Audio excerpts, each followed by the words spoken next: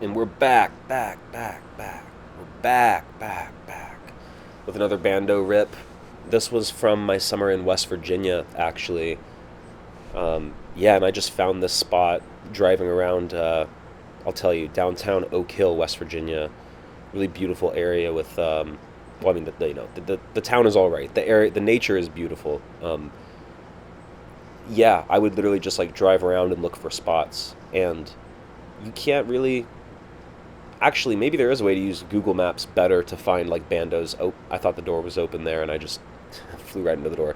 Yeah, maybe there's a better way to find bandos than to go out and just scout. But I tried to use maps, and I just couldn't really figure it out. So I would just drive around sometimes, and I stumbled across this building, and I just kind of pulled in the back, and oh man, did you see that?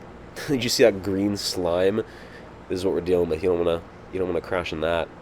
Um, but yeah, I just found this building, and then I drove behind it, and I seen that there were these broken out windows, and I was like, that's my in.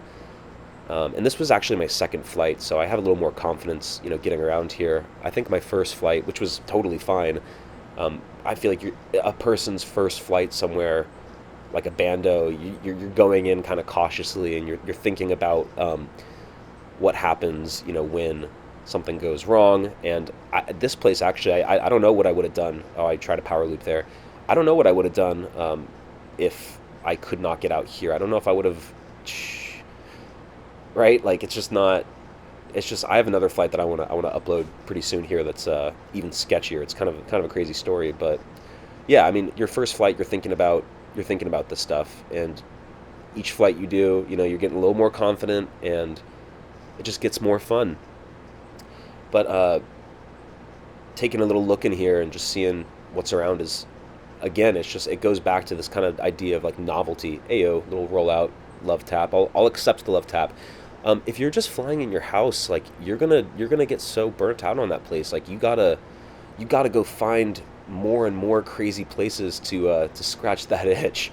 No, I mean I'm kidding. I mean it's funny because like I want to compare it to kind of like extreme sports for a second. Like how about we compare it to mountain climbing, where you've got all these stories of people who do these incredible climbs, and then they pass because they fell.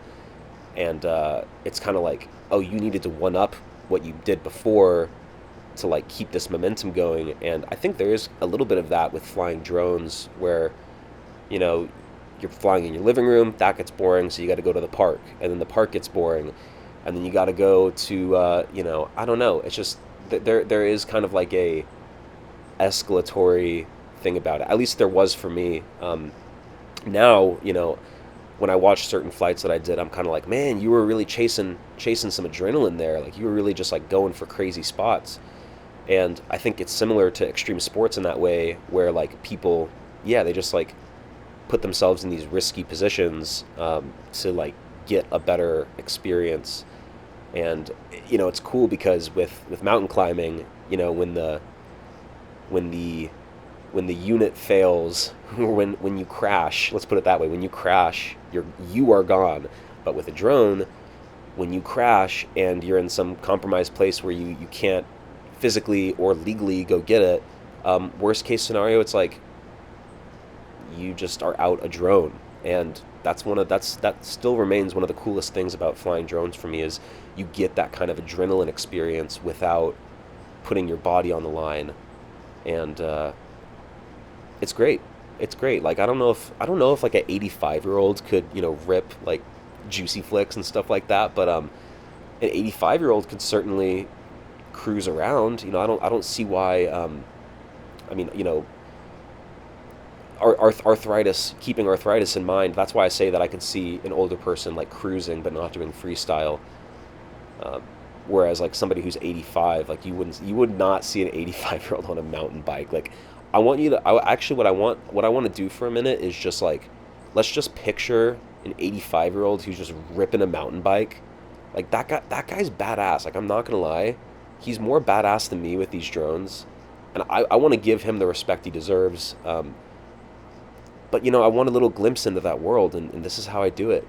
Um, and again, I'm looking at flights from at this point, it's like a couple months ago, um, and I'm still making leaps and bounds in my progress. Like I hear that when you're in this hobby long enough, you just kind of like reach a plateau, and there have been times where I felt like I reached a plateau, and then I kind of by osmosis just like picked up a new concept, and then it totally excited me again, and it kind of like opened up a whole new stream of possibilities for my lines, like my flights. And I mean, I'm not as like manically into it as I was this summer. Like I was flying. I have like literally hundreds of these videos. Like I could go back and narrate plenty of these, and they'd be, I don't know, entertaining. I don't know, but yeah, I'm not flying that insanely much right now. I'm busy with other things. I got other things cooking, but what I will say is I'm keeping on flying in the sim. Not much, 15 minutes a day, but like I'm keeping up with it. So, yeah, thanks.